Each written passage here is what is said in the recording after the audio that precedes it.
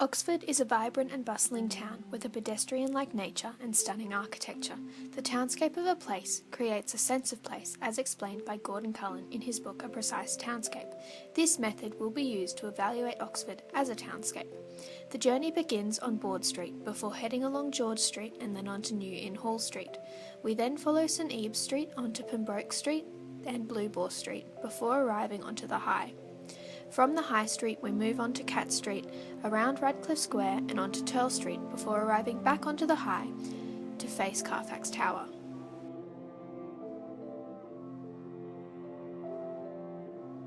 On Broad Street there is occupied territory and shared space indicated by the bikes sitting in the space.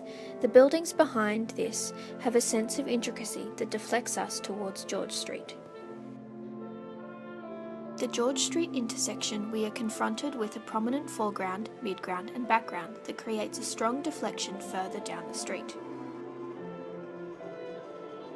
Once further along the street, we are met with a here-ness that is accented by the projection of many buildings as well as the incidence of vegetation and a theatre's billboard.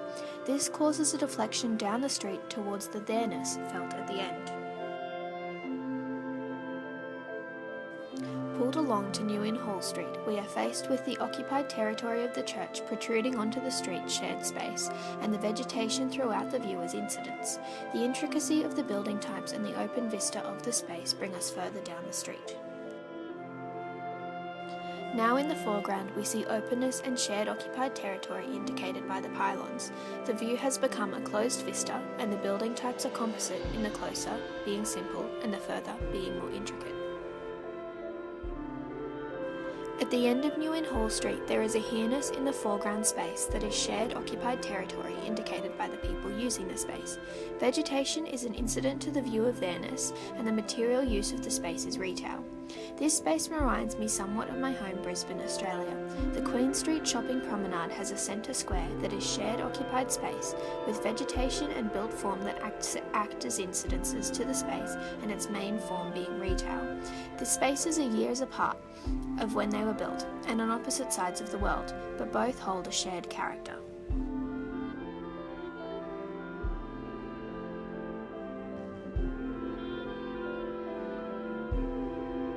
Past the square onto St Eves Street, there is a retail use of space that creates occupied territory and also a composite in the built form of intricate foreground buildings and simple background buildings. When turning onto Pembroke Street, the projection of the building entrance stands out in the foreground and recession of the intricate windows and building frontages are scattered in the background.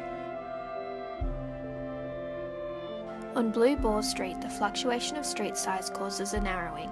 This, paired with a differing use of materials used in the built form, emphasises the fore, mid and background, and the entire street causes a deflection around the corner.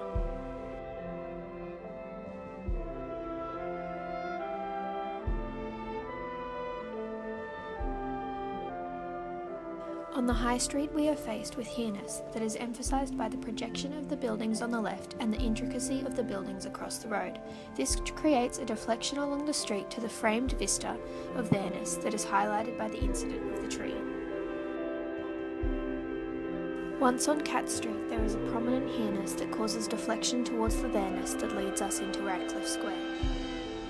Once in Radcliffe Square, we are faced by the focal point of the Radcliffe camera, which deflects to the building on its right and again deflecting right to the there-ness in the space. There is a punctuation in the view of the camera of vegetation, and there is occupied space in the foreground that is indicated by the pylons.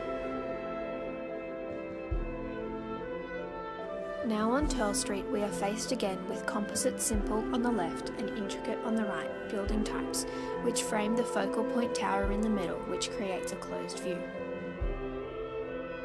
Back on the High Street, the Carfax Tower stands out as the focal point in the background, which the occupied territory on the right and the viscosity in the street on the left take up the foreground.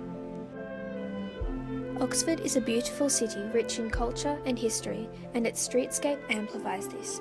The occupied territory and shared space along most streets creates a pedestrian character, and the intricacy of the buildings and the slightly jumbled nature of the streets means that there is a view or deflection around every corner. The street pattern and pedestrian nature are two aspects of Oxford's townscape that I would use in the future.